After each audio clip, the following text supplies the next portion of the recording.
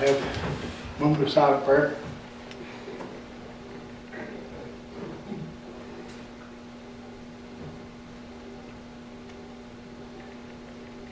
Amen. Amen. Which will you lead Pledge us? allegiance to the flag of the United States of America and to the republic for which it stands, one nation, under God, indivisible, with liberty and justice for all. Call the January 30th Board of Review and Equalization. Do you have that paper with you, David? Did you leave those here in your drawer? Do not. I forgot. We do need to read that, don't we?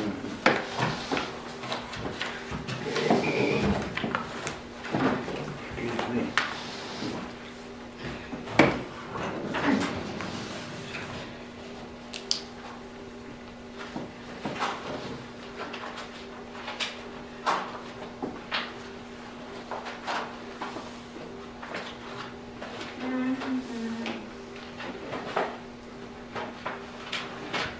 Did we have to read it if nobody's here? Yes. I can't find it, David. I can go look.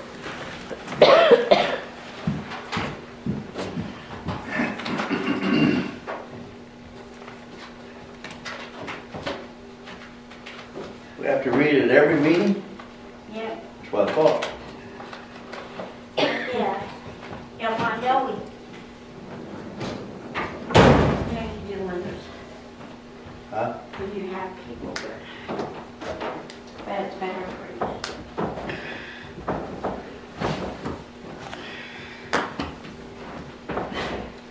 Did we last year actually adjourn the county commission meeting to, and then We did. We didn't have any last year. The only one that came in was, Bland, and couldn't do anything for him anyway, and he knew it when he came. Move?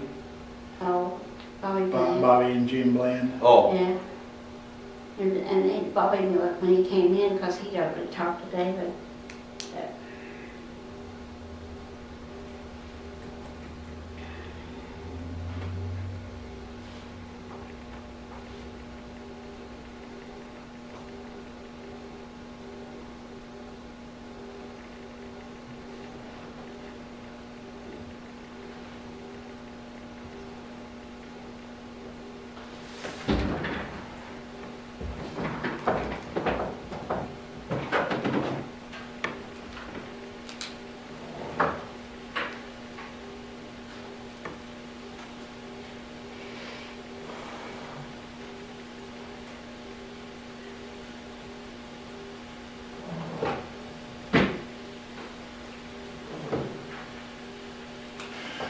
Roger called, Roger I Roman. didn't call, okay. Yeah, and he said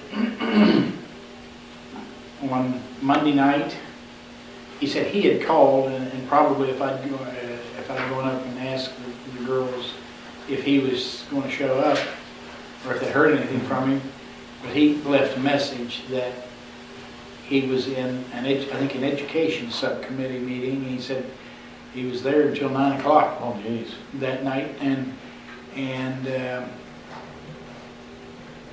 then I told him that they were still debating when we left Tuesday. So, That's a big place when you're going in there. oh, it's easy to get lost in. It is, yes. I suppose if you're down there a lot, you can Mhm. probably Yeah.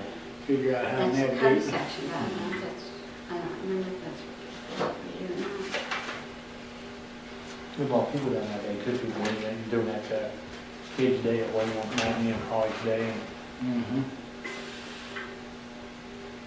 Well, there has been every time that I've been down there so far.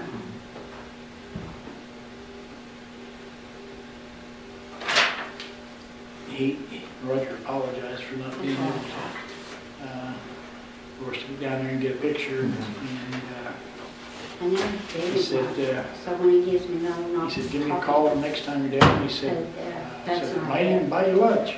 Hmm. So we can check that out one Yeah. day.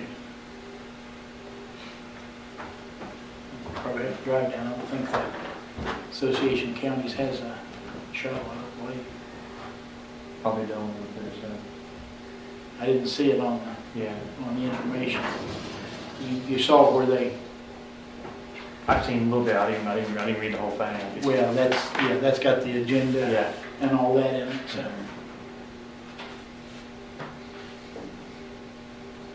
Thought there was a little folder in here. Had that in it. Did you take some of your stuff out of there? I think you must have because, What makes you think it's my stuff? well, that stuff's not, I know. I don't think you took your stuff out. He was putting all his legislative booklets. He studied them, so, you know. Yeah, I told them down at the County Commissioners Association that they need to change their handbook where they had Jerry listed as the floodplain coordinator. So the girl said they changed it. Of course, I'm gonna come out for another year, What the didn't hell is this thing? It's a printer that I got. That we have to get. I think CSSI is up here working on it, but they have to get some more, just the tables or something.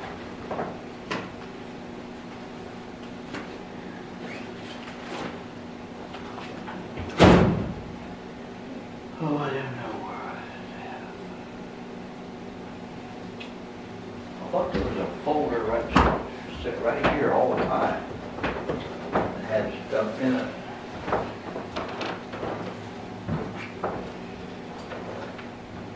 Yeah, now we're getting somewhere.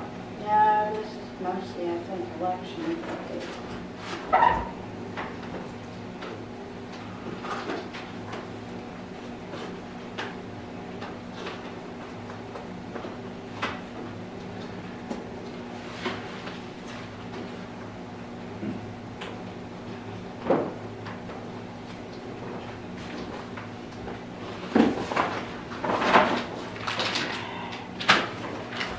Playing about the same times. Well, Playing about the same times. sounds good. What? Sounds good to me. Yes. Sounds good to me. Find it? All right, There it is. okay. Anyway, we'll-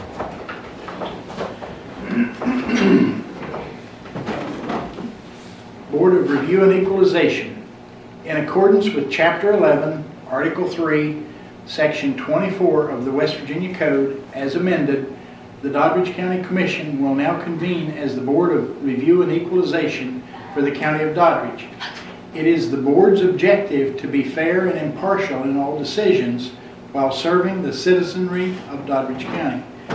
The Doddridge County Assessor and/or the West Virginia Tax Commissioner will be present as needed and will provide any explanation in regard to the appraisal or assessments of the property in question. The burden of proof is the responsibility of the protesting party as required. Clear and convincing evidence must be presented to prove the value is wrong. Number 1, certified appraisal. Number 2, property on market 6 months at appraised amount and results. Number 3, other relevant evidence of sufficient weight. If denied relief, you as the protester have the right to appeal to the circuit court. Amen.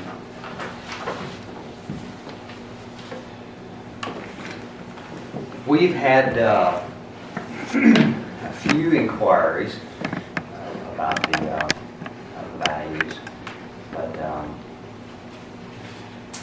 one individual that had actually called and made an appointment today.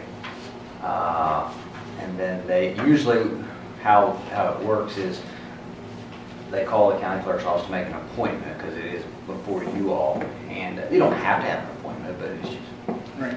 makes it better for everybody to do.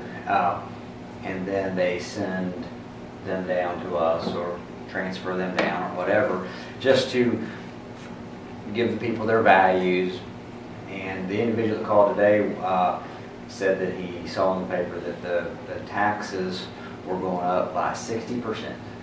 And it's like, no, that's not. So he was reading the article that we're required by law to assess property at 60%. Well, he read that property taxes were going up 60%, which is not the case. So Brent worked with him and gave him his values and everything, and he was fine. I'm very happy to know his property It wasn't going up by 60%. But other than that, we really haven't. We've had a few, questioning and asking. I haven't even had anybody call and ask me. The 10% increase letters that went out, there was some individuals that called. Usually, a lot of times from the increase is if you've built something new, if you've added on or whatever. Well, but the way the system runs behind, some people forget that, if they built that garage after July of last year, they built that addition, they forget that it's just this year now that is being assessed. So when they call, Brent usually looks it up and says, oh, well, you built a new garage. Oh, yes, that's right. Or you built on an addition. Oh, yes, that's right. Because it does, depending on when you build it, it takes a little time for it to come on. What about, well, I know the 10% letters go out in the kids' loyalty also. And most of the time, people know from that they know they've already got that money, so they know their values are going to go up based off of their income, their royalties. Yes. Were there, and I'm assuming you can answer this, were there a lot that went up because of Marcellus production? Yes. I guess I assumed that would be the case. More this year than last for that reason? I haven't looked at that in detail. I didn't compare like how many went out last year to how many Versus how many went out this year. Yeah. But almost all of the royalty increases right now are from Marcellus. Oh, yeah. I mean, there's very little going on that's not, there's some, but there's very little that's going on that's not in the Marcellus. Yeah. And as we have more of these, as these meetings progress that have been said, this is always an exciting time. I know it is.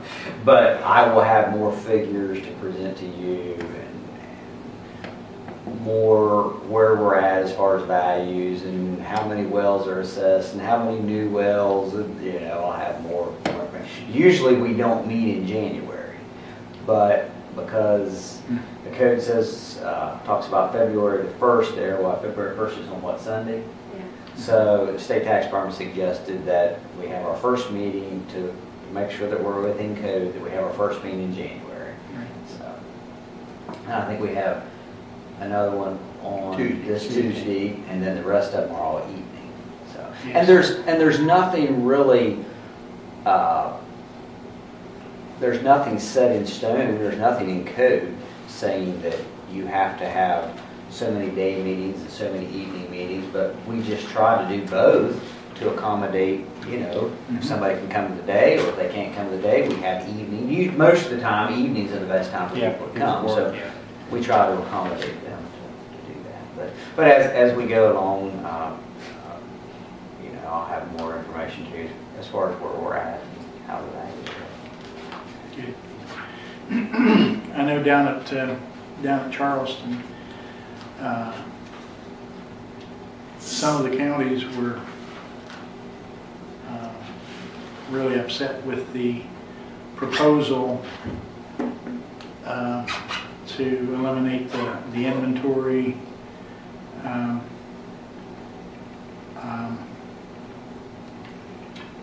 The tax on inventory. Yes. Um, Business. And now, is that the provision or the segment of the law that allows you to tax drilling rigs that are in the county?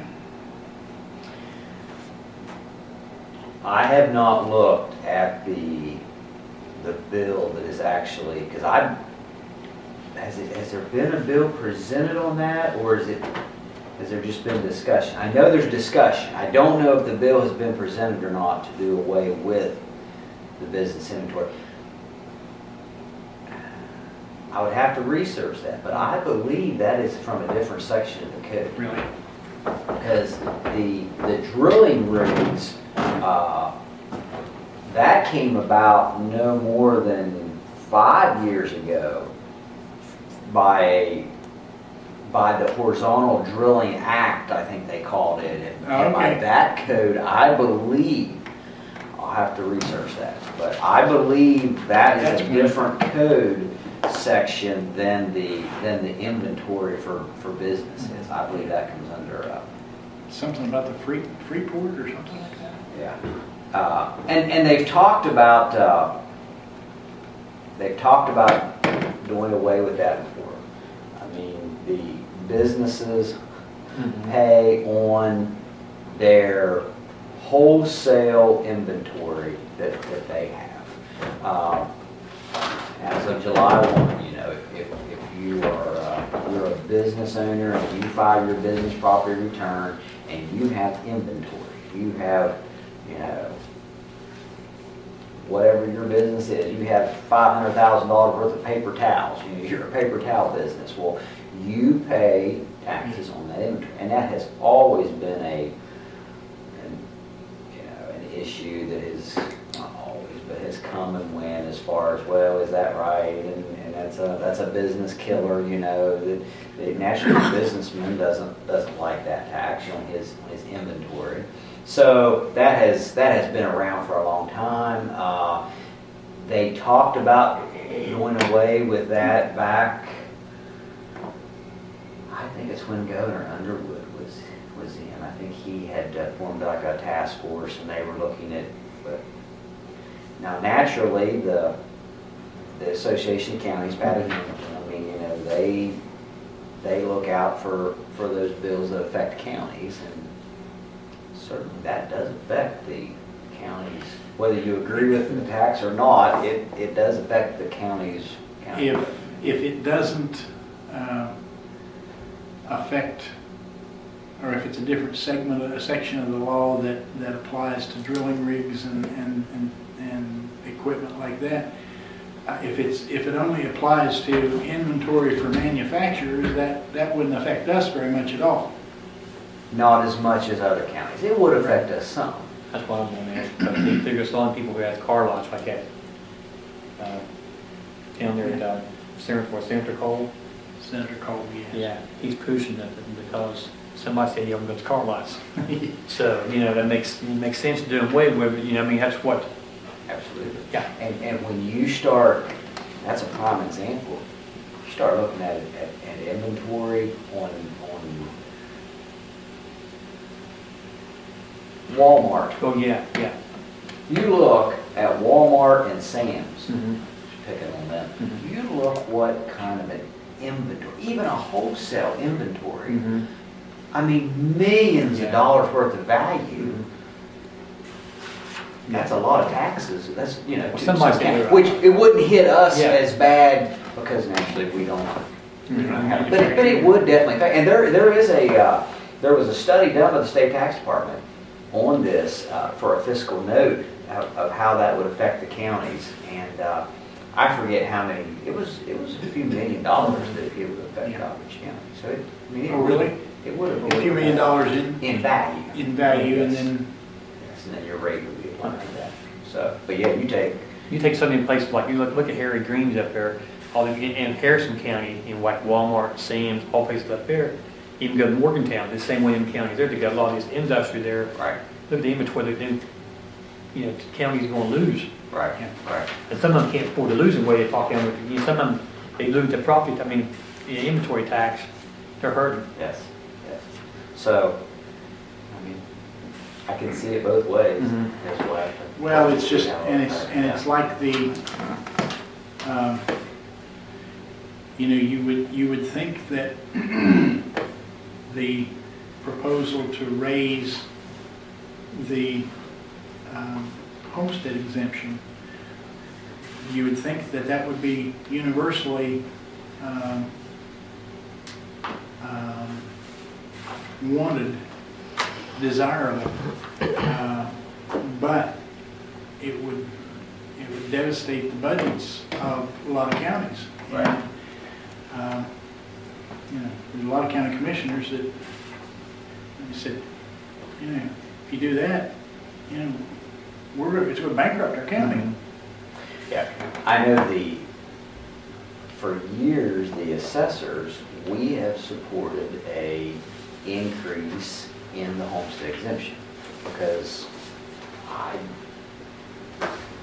probably guessing since the 70s probably, I don't know, maybe before that, but I'm gonna guess at least the 70s, homestead exemption has been $20,000 of the assessed value on your property, and it hasn't changed. Well, property values have increased.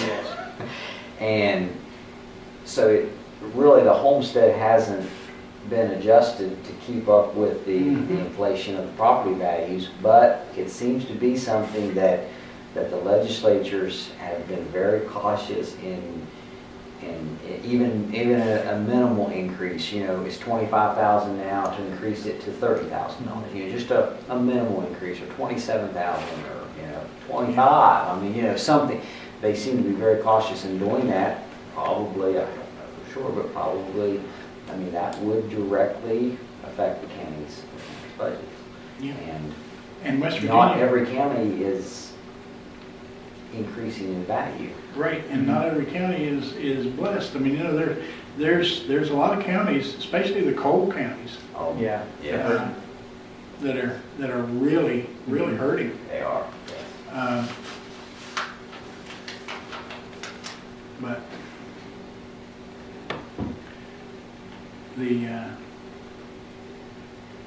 one thing that they told us down there that just really surprised me was they're talking about eliminating prevailing wage. Mm-hmm. I've Yeah. heard that, saw that. You know, that could mean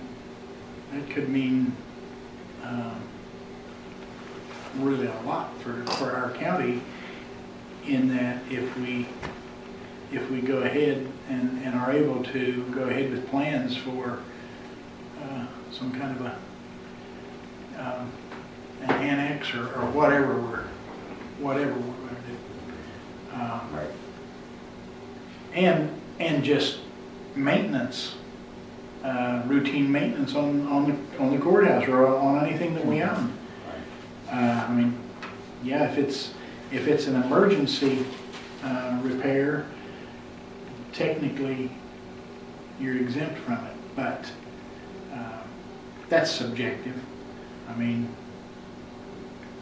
and one person says, yeah, I mean, most certainly that was emergency. Another person says, I could have waited. You know, you could have gone through the normal procedure. You could have paid. You know, it wasn't an emergency. So But if they did away with it, then that eliminates that. It could save the counties a tremendous amount of money. But there's going to be some opposition to that. Yep. Oh, it is. And I have, back to the homestead, I saw where there was a bill up to increase homestead exemption. I didn't read it, but I don't know who's sponsoring it, or I'm not sure what it's trying to take it up to, but it Is is, there a bill up for the state to turn over some roads to the counties? yes. Yeah, you could make it help. We gonna get any money? No. You could define alternate means of getting funds to repair them. Roger Romine is a co-sponsor of a bill to make the severance tax distribution very similar to the coal severance tax, which is they take the first, well, you can call it the first amount, but it's a portion of the severance tax, oil and gas severance, before they divide it up.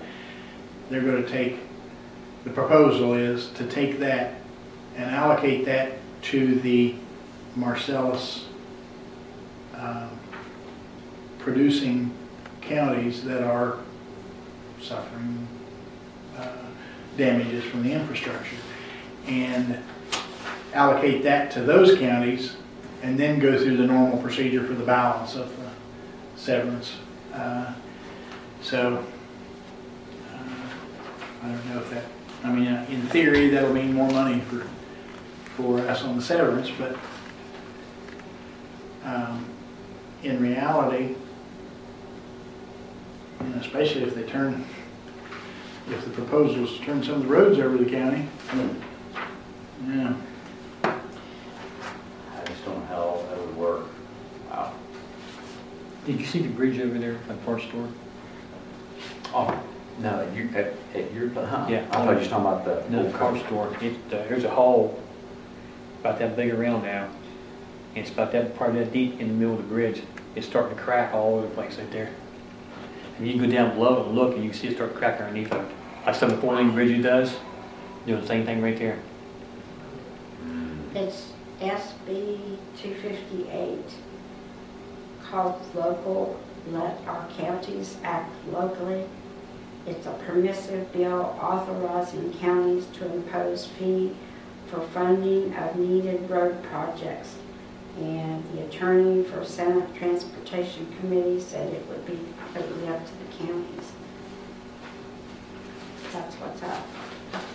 So really wouldn't be any funding, it would just give the counties An alternative permission means to of, work on the roads. yeah. Where's the funding coming from? That was the question. In Terra. It It authorizes us to. It says authorizes the counties to impose a fee for funding of needed road projects. Well, Owed a fee to who? It doesn't say. Right. That almost sounds Or like this doesn't. I haven't read that, but that almost sounds like some sort of a levy. Yeah. well, either that or a road. How else road does the use. county raise money but other than? Yeah. Road toll. Yeah. For the toll bridge up down there. Lake Union Turnpike, Route 50, road toll. I think Mon County is the county that's really has issues with the roads, and they're trying to Well, I know that that was the first I believe place, it was Montague. and that was the first place that I'd heard of the partnerships.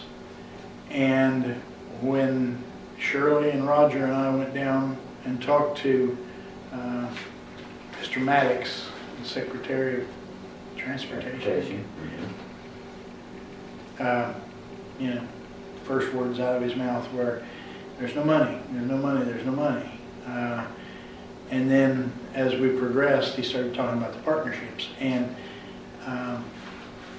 Eldon Callan, who was the president of the Montague County Commission, he was on the Workforce West Virginia committee that I'm on. and he was talking about that, and the description,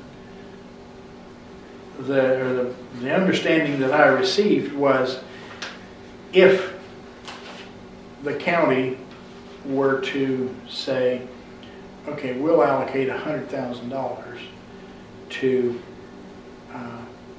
in paving dollars, the state would match that, making it $200,000. And the purpose, well, not the purpose, part of the proposal was that XYZ Corporation is in here paving Route 50. And so you would talk to XYZ Corporation and say, we now have $200,000, we'd like for you to pave this and this, or a certain distance, or whatever it would pave. And the theory was, you got, for that $200,000, you would get more paving because the company didn't have to bring the equipment in, it was already here. They didn't have to, there's a whole lot of things that you could save money on and get more paving for your dollars. Which, that's, I understand that, and that's true, and then if it works out that way, it would be great.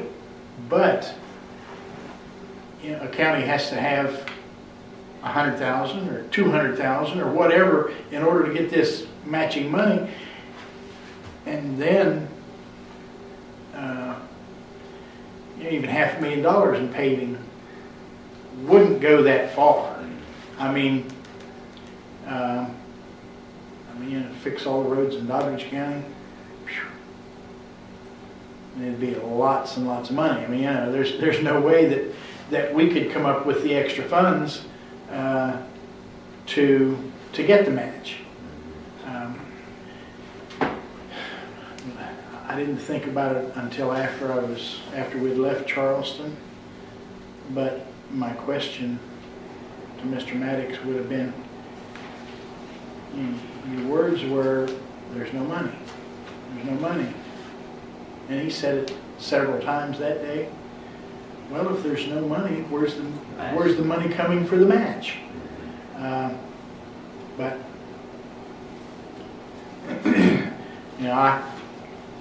I asked Mr. Cole, the new president of the Senate, I asked about the situation with roads, and he went through and you have the bonding process, and et cetera, et cetera, et cetera. And then I followed up and I said, I understand the bonding process. And I said, it's my understanding that the Department of Highways, before an oil and gas company goes in, they're supposed to go out and videotape, and then before it's released, they're supposed to go out and videotape once again, and it's supposed to be the same condition. I said, I can tell you from my personal experience that that's not the case. I said, before the company came in, I said, granted, it was a paved road that had considerable number of patched potholes on it, but it was still paved. I said, now about half the road is dirt road. And and I said, as far as I know, it's released. And I said, so it doesn't appear that those bonding requirements, that anything is being done. Well, while I was talking, he was writing down something. Probably I told him my name and what county I was from. But he gave a real long-winded response, and basically he ended up saying, "Be thankful that you have jobs." That's what he said. Yep. And if I'd have thought about it in time, I would have said, oh, I guess that must have been what you all did with the coal, because he was talking about, you know, his county, because coal mines are down, they don't have any money now. You know, they're losing money. And if I'd have thought about it in time, I'd have said, oh, I guess that probably was the way you all handled it, and back when you were in coal heyday. But I didn't think about it in time. You know how that goes. But that was the response. You know, and that's the, seems to be Charleston's attitude towards the counties that are benefiting from oil and gas, the Marcellus. Now, you should be thankful for what you've got. Well, yeah, but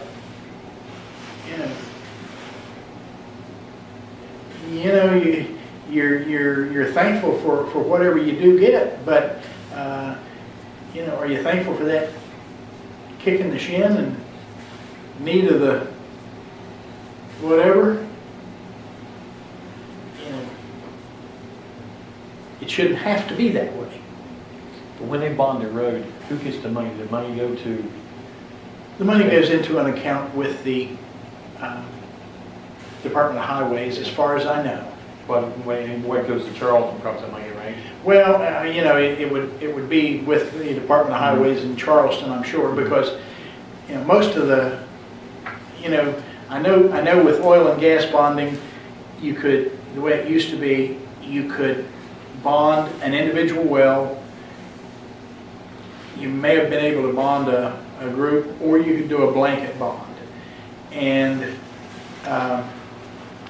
after a while, they changed it to the point where if you didn't, for example, plug a well, they were supposed to take the money, plug the well, take it from your bond, and then if you were going to continue to operate, you'd have to get that bond back up. Or if you just quit operations, they were supposed to check everything out and see if there was anything undone and take it out of your bond. But it doesn't seem to operate that way. It's too bad the money don't come back to the county and let the county stand on the road yourself. I mean, you give $700,000 for a road, it goes in the county, and then when you get done, the county hires somebody to do it. Yeah, there would seem to be better ways. Did this bill that they discussed, did it seem to have much momentum or support behind it?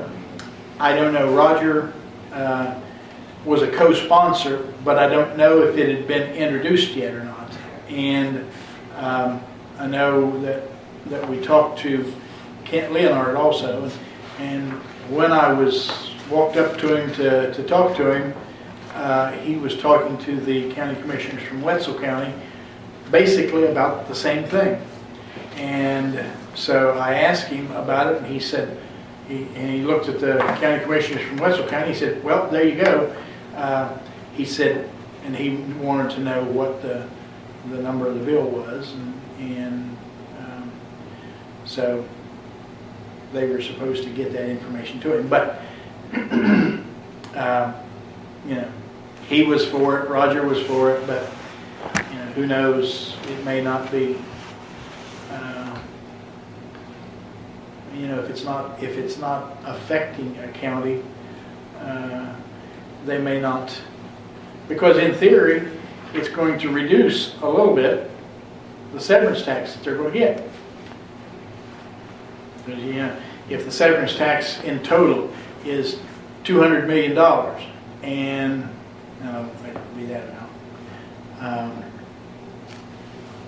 but let's say it was $5 million, and you carve out $1 million and then go through the regular procedure for divvying up the remaining $4 million, then it's going to be a little less for some of the counties, and it's going to be more for those counties affected.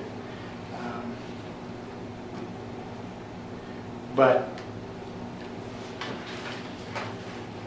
the majority of counties, severance tax, oil and gas severance tax isn't really a factor. $20,000, $30,000.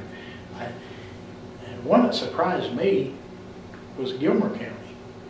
I always thought Gilmer County was, produced a lot of oil and gas, but I was thinking their severance was only like $78,000 or something like that. And that was very little in comparison with ours.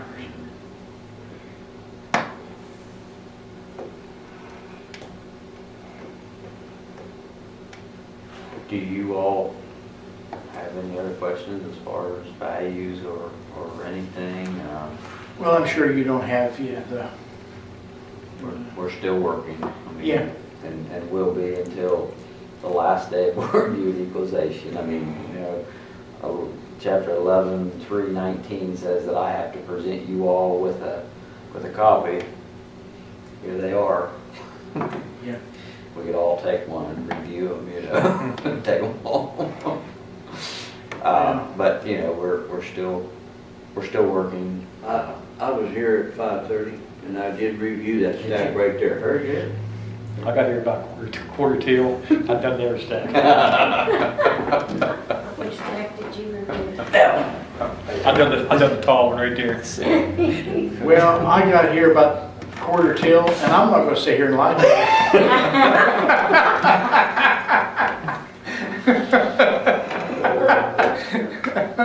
But we'll know more as we go on.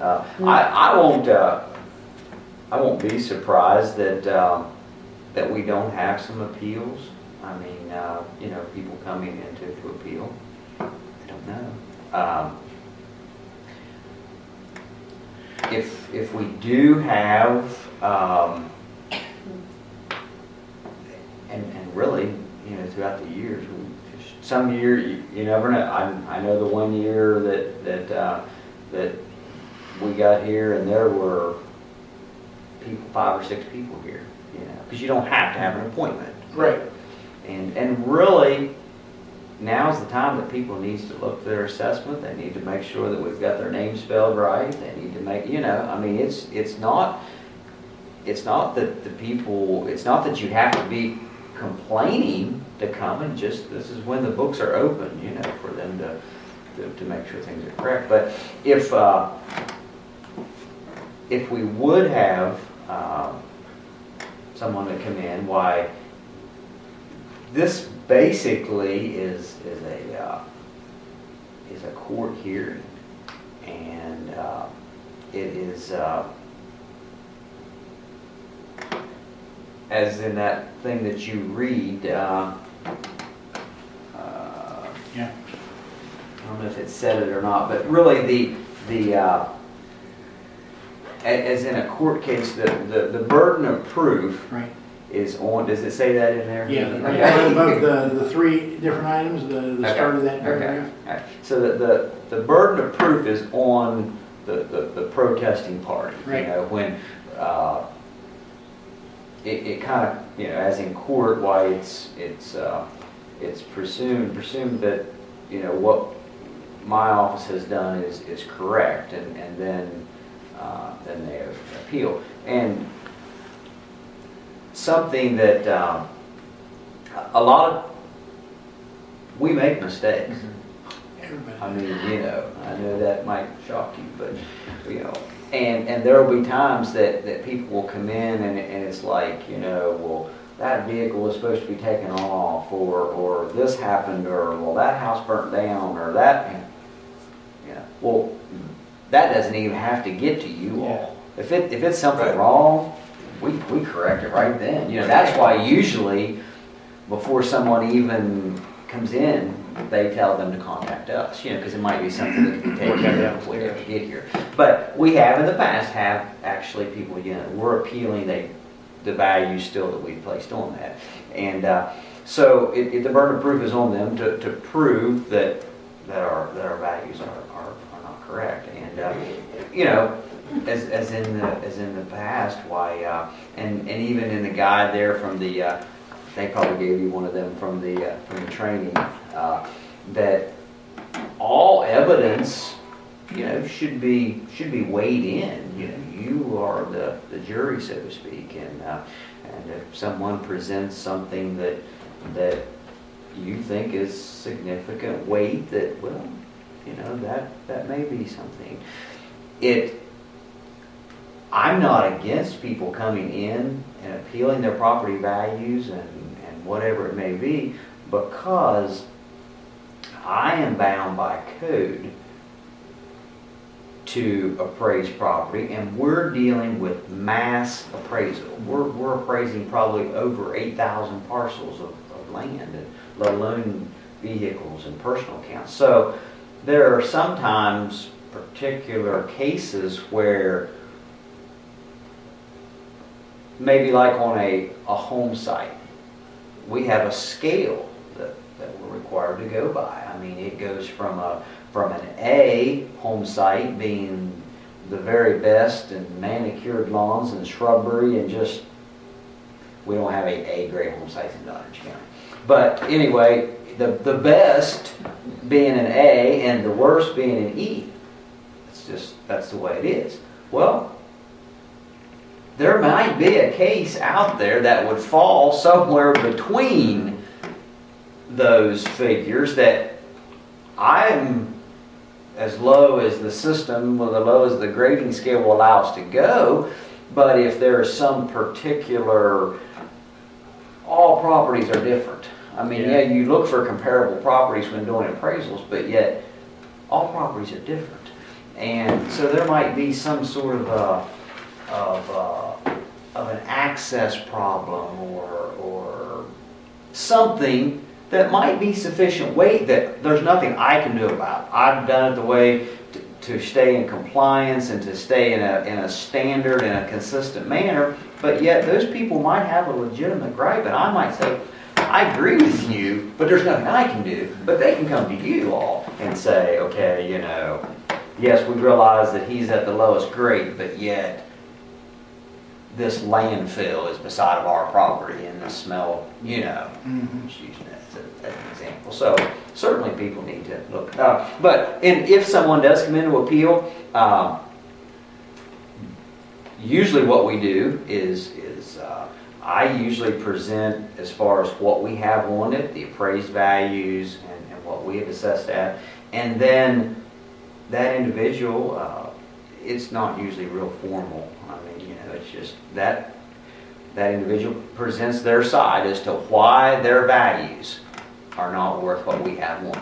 Does people bring like having a different guy may appraise their property, maybe different what you do? I mean, maybe he praises it a good bit less, you know, and he brings his piece of paper in and shows it to you. Yes, that is very good, and that's one of the things that's listed. That is very good proof that if somebody brings a recent appraisal in. Now, if you bring appraisal that's 3 or 4 years old well, this was what, you know, values change a little bit every year almost, you know. But yeah, that would be a very good indication. But even with a certified appraisal of their property, it probably wouldn't even have to come to you all. Yeah. If you come to us and say, here is a certified appraisal, okay, well, let's see, what is the difference here? Oh, you know, or... Yeah. But yeah, that would be very good evidence. The other one that is mentioned there, if the property has been on the market for 6 months at what we have it appraised at and it still hasn't sold, that might be an indication of this. But you know, anything can be taken in. But basically, a lot of people will sometimes they're here to appeal their taxes. Well, that's not what my taxes are too high. That's not what the tax rate is far from being set yet. We don't even know what the tax rate is going to be. We're looking at the value. We're looking at, I'm saying your house is worth $200,000. And you're saying, no, it's only worth $150,000. You know, we're looking at value, not tax. taxes, and a lot of times people confuse that. But we basically would let them present to you all, and that is why that this section is in the code 11.3.24 there, that gives you all the right to override anything that I do. Now, naturally, I would always caution that, because once those floodgates open, Yes. and just anybody that comes into complaint without Proof. Yeah. proof or without a legitimate right, that, you know, they do have, there is something wrong here. I know that house, and there is no way that it's worth $200,000. Where in the world is Dave and his people at? You know, there's no, I mean, but just to everybody that would come in, that could get out of hand real quickly. But that is your That's what he loss. said at one meeting we went to, that, I say, you're my friend, you come in and say my property are, too high, and we lower his property because you're a friend of ours. And that word gets out, and then when you know it, like you say, a floodgate comes through the Yep. door. Yes. So you got to watch what you do. Yes. I tell you when I think there's going to be a lot of sticker shock, if you want to call it that. The 10% letters that people will get. I'd almost bet that 90% of the people don't understand that. Toss it. I mean, I get them all the time from clients that say, "What's this?" And I try to explain it to them. But you just take, for example, the property that the commission owns that we get royalty off of. We got between $600,000 and $610,000 in 2014. If that was taxable to John Doe, and Charleston probably would send back to you that value is $1.8 million, about 3 times. A rule of thumb, usually the royalty income, that's certainly not set in stone. I know, but I know. 3 to 5 times Yeah. of what the royalty income is what your value Right. is going to be. Strictly Strictly a rule of thumb. Yeah, and I have no idea what the calculation is, but that's, I mean, years ago, if somebody asked me, and it was generally more on working interest than royalty, said, what's that worth? This guy wants to sell it to me. Say, well, get his last year's production and multiply it by 3. And that was just a rule of thumb until, I forget what oil and gas company came in and started buying up at about 7 or 8 times the last year's production. But anyway, to get back, so when that royalty owner would get his tax bill on a value of $1.8 million, that's going to be in dollars and cents, bottom line on his tax bill. And I think that's when you're going to get a lot of calls. Even though, in this case, we got $600,000 to $610,000 in 3 months for production on that well. When that tax bill comes in, it's going to be a lot of money. And I'm going to say, if that was my royalty, I'm going to say, good Lord, this tax bill is high. Whereas if I had looked at it when the 10% notification came in, I could have figured out that this could be lots of money when I got the 10% letter. Yes. And you're right, a lot of people do not pay any attention to these meetings and well, what is my value, and when the tax in July 15th, once the tax bills are mailed out, that's when people come in or call in. And, Actually, they probably call sheriff, won't they? sometimes. Sometimes. But usually it gets down It gets sent down to you. When the sheriff gets the call, he says, "Now you need to talk to the assessor." Right. But I think that there's going to be some real shock to people. I Because use definitely we're seeing royalties that we've never seen before. You're exactly right. Yes, we've had, this county has had a large part of the tax base in Doddridge County for years has been based off of natural gas. I mean, that's just, but not to the magnitude that it is now. And yes, they would drill a well in the big engine sand or, some of these other sands and boy, if people if they got $2,000 or $3,000 for the whole year, wow, Yeah, I mean, this is good money. I tell you, and now, Yeah. some of the royalties, the payments monthly that individuals are receiving, there's Well, nothing to compare it to, so your taxes are going to be more, when I do oil and gas distributions for clients, and this is the ad valorem tax on the working interest, which typically is 87.5%. I would tell them to deduct or escrow 5% for the county taxes. So if you just take that $600,000 figure at 5%, that'd be $30,000. Now, when that royalty owner gets a tax bill for $30,000, he's going to, even He might not though be here no more. even though he's gotten Right. $600,000 in royalty in that, Right. when he gets that $30,000 tax bill, it's going to be, oh, I anticipate that. I would not be surprised. Yeah. Remember when that lawyer came in last year, that gas company didn't pay their tax and all that? Mhm. Is that all settled? Did we Yes. get paid and all that? We did, yes, that company paid. Oh, because Martha told me that the check had come through. Oh, it was for thousands. Oh, yeah. Yes, they did. A couple $100,000. Because you all, what was it? Because you agreed to do 1 year of what the value should have been if they would have reported Right. that they didn't. And then the other 2 years, and they were fine with that, and they paid everything up. Oh, it was That was good to check.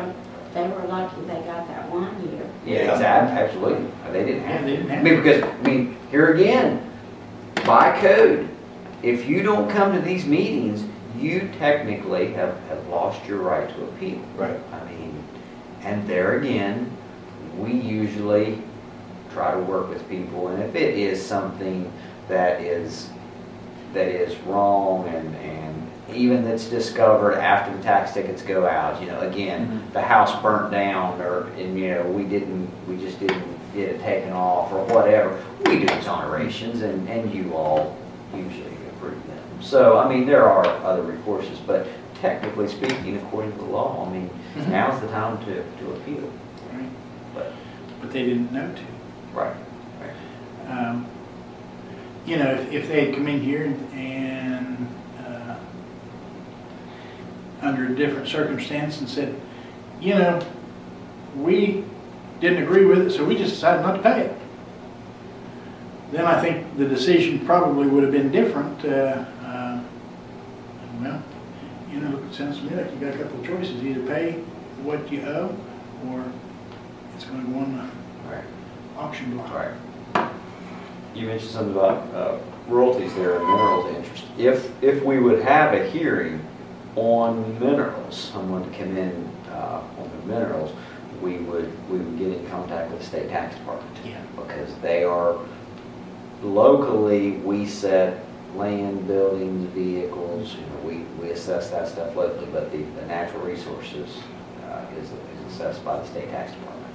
So we would, and there's very few of them to cover the whole state. So they like to have heads up as to when, and sometimes they're just not able to make the meeting, but we would, if someone comes in appealing oil and gas mineral value, we would immediately send them in contact with the state tax department of Charleston, and they would explain to them, where that value come from, and how there's a formula for the wells, and how old they are, and what sand they're in, and depreciation rate. And I mean, there's a big formula that goes into figuring out the actual value of those.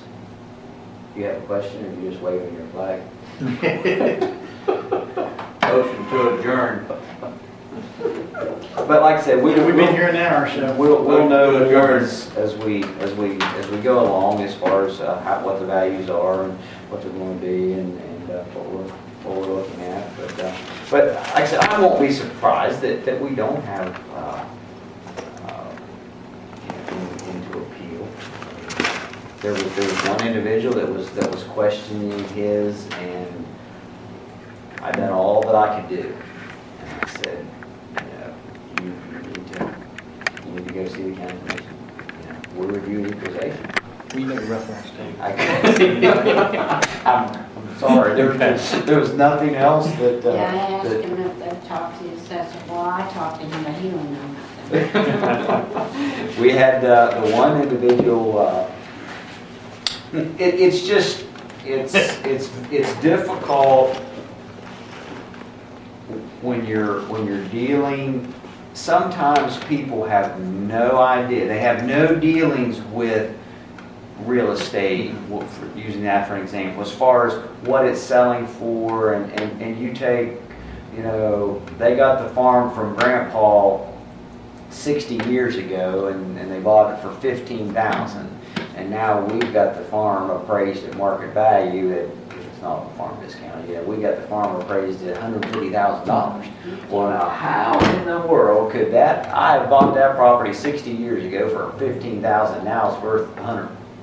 That is possible. I mean, Yeah, because it is, I yeah. don't think you were assessor, but you do remember the one gentleman that came in here almost every year. yes, I did. Mhm. So, yes, we Were you had. assessor then when he, I don't think I was. I don't think I was so. here. I think- David was the assessor. yeah, I think David was the assessor, because it's been a long time. But property values, I mean, they have money. I mean, now for a while, we were seeing throughout the 90s, and then we hit into 2000s. I mean, when I first came to work here 25 years ago in May, I'll be here 25 years. That doesn't seem possible. No. But anyway, You were just a young squad. I was. Billy Knight used to call me the boy. Remember that? He would call me the boy. But you could buy woods and brush and hillside hunting property, which is most of Doddridge County. You could buy that for $100, $125 an acre. Yeah. Today, it's the average $1,000 an acre. Now, there's some a little less, there's some on the higher side of that. But $1,000 an acre would be somewhere still close to that. But throughout the 90s into the 2000s, I mean, here we were at maybe $125, $150 an acre. So, and I mean, this just the increase, the sales just, you couldn't keep up with it. And so we increased and increased and increased. So, I mean, there has been lots of increases over that 25 years. But it's just hard to imagine. But it has. I mean, even in that 25 years, what woods and brush alone has went to, let alone houses. But to say all that, to say this, we are now seeing a leveling off. We're not seeing just that continued increase, because the law for taxation is market value. Market value is what property is selling for, what a willing buyer and a willing seller in an arm's length transaction, neither one of them under any distress to sell their property or to have someone buy their property. I want to buy your house, you want to sell it to me, it's appraised, we agree on a price, that's a, you're wanting to get out of the county and you're just desperate, so you'll just sell that to me for, well, that's not a valid sale. But as market values go up, then that's what the appraised values are based off of for tax purposes. Yeah. If for whatever there's a recession and the values go down and property isn't selling for as much, then we're required again by law to lower them. But for the past 25 years, it's all been pretty much up. But we're seeing a leveling off now. I mean, it's not increasing like it was. We're not seeing a decrease in value. I don't know what the average time that a home is on the market right now, but it's leveled off some. It's not increasing like it was, which is good. I mean, unless you're trying to sell property, naturally you wanted I love to this. watch these shows on TV. These people go to buy a new house, and they've got a budget, 450,000, Yes. 500, 600,000. I'm like, Yes, jeez. amazing. But it's very possible that we may have people in to appeal their values, but I'll present what I have. And they can present whatever they show that why they feel their value isn't worth what we. You were a boy back then. Why were you married? I don't know if it was past county commissioners or I can't remember, but so it said somebody came in and they said he's got it listed for and used $150,000 and I paid $15,000 for it, and one of them said, well, would you sell the property for $15,000? Absolutely not. I said, well, what would you take for it? Probably the $150,000. Yes. Most of the time, and we have what we call a lot of informal hearings. Again, they never get to you all. Right. We're dealing with them downstairs, the people coming in, And a lot of times, when you've went over the information, you explained it. A lot of times, people just do not understand what myself and my office is required to do by law. I mean, we're to appraise property at market value, what it would sell for. Right. Well, and then, again by law, we assess at 60% of market value. So if your property assesses for $100,000, then your assessed value is going to be $60,000. I mean, so some people do not realize that. They think that we just assess at the full value, but it's 60%. So once you explain that and go over and you get their mind off of taxes, well, my taxes are $500. Well, I don't set your taxes. I set your value, that the tax rate, you all, the Board of Education, the state, the tax rate is going to be applied to that value.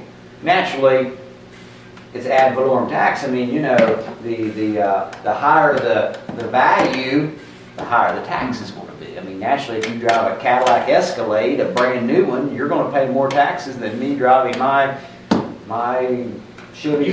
Yeah, I mean, you're going to pay more taxes on higher value. But once you explain to people that and what the law says and how you have to appraise, and it comes right down to it, just like you said, it comes right down to it. Okay, we have your property appraised at $80,000. Would you want to put it on the market for that? Would you take that for it? Well, no. Mm-hmm. Well, then your problem isn't with me. You might have a problem with the tax rate. You might think the tax rate's too high, but I don't control the tax rate, and that's not what these meetings are for. Isn't to set the tax rate, is to set those people's values. Yeah, and I'll bet that in Doddridge County, there's probably not one out of 50, maybe even 1 out of 100 people that realize, albeit it hasn't, I mean, it's not a big decrease, but the tax rate has decreased the last 2 years. Yes. And for the past several years, I believe the tax rate has went down. Maybe not a lot, but it has decreased over the years' time. Well, it was at 14.3, which was the highest that it could go. And it went down to 14.15 because of the automatic rollback feature. Right. Right. And then last year, we lowered it to Yes. 14. Yeah. So I know the last 2 years, it's decreased. Right. But, like I say, I don't think 1 out of 100 in the county would know that yes, it did get down. The rate, The rate. yeah. We raised the taxes. Yeah. You know that? Mhm. Raised them, I'm gonna say that word. And it's one of those things that people try to compare other things sometimes that you can't compare. I mean, you can compare, but you've got to find something similar. You can't compare an 80-acre farm to a house in town. You've got to have similar property. And you can't compare the rates in Doddridge County to the rates in Harrison County, because Harrison County has a lot of industry and lots of high valuations. So, they can raise the amount of money needed at lower rates Right. than we can. I am required by law to be on our sales ratio report.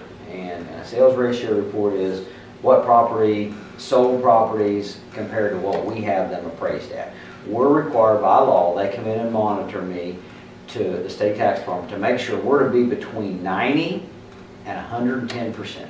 So that means if you sell your property and it's a valid sale, it's an arm's length transaction, it's a good sale, what we would call a good sale, then I'm supposed to be somewhere between 90 and 110% of that sale. So I can be on the low side of that sale, or I can be on the high side of that sale. Naturally, 100% is what you're looking for, but you can be plus or minus 10% on either side. Most of the time, when it comes to tax appraisals compared to fee appraisals you get done on your property, most of the time your tax appraisal is going to be on that lower side. And I'm okay with that. As long as I am in compliance with the law and the state tax department says this is where you have to be,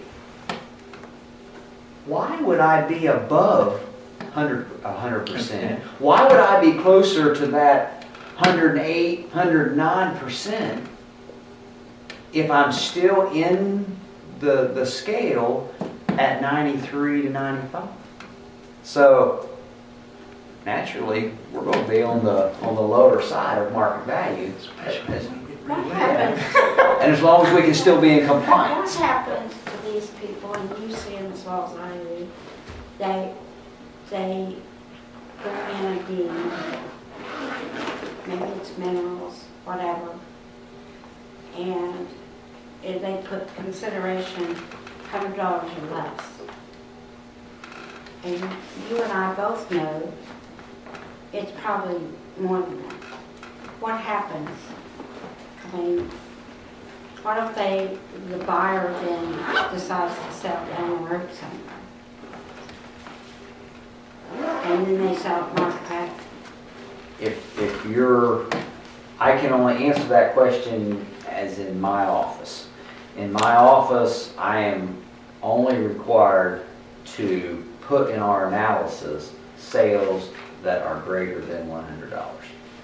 So for analysis purposes, when they put on those deeds it's less than $100, it doesn't go into our analysis. Now, capital gains tax, if you said that you sold for less than $100 and then you turn around and resell it, I don't know how that would mess up your capital gains, but as far as on a deed, if we are required again by law, that's the only thing we have is to go by the sale amount that's down there.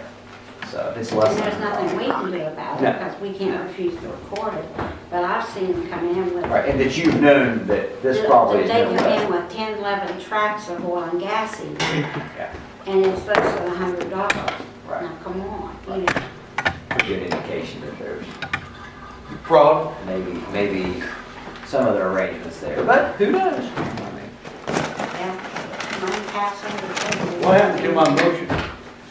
It just hasn't been out. The president didn't acknowledge you. I second the motion, because I have no right to. I'll second the motion. Thank you, Ronnie. No need to second it. Just vote. All in favor? Aye. Aye. But it Meeting's is, adjourned. there's sometimes people do come in and people do get very upset sometimes over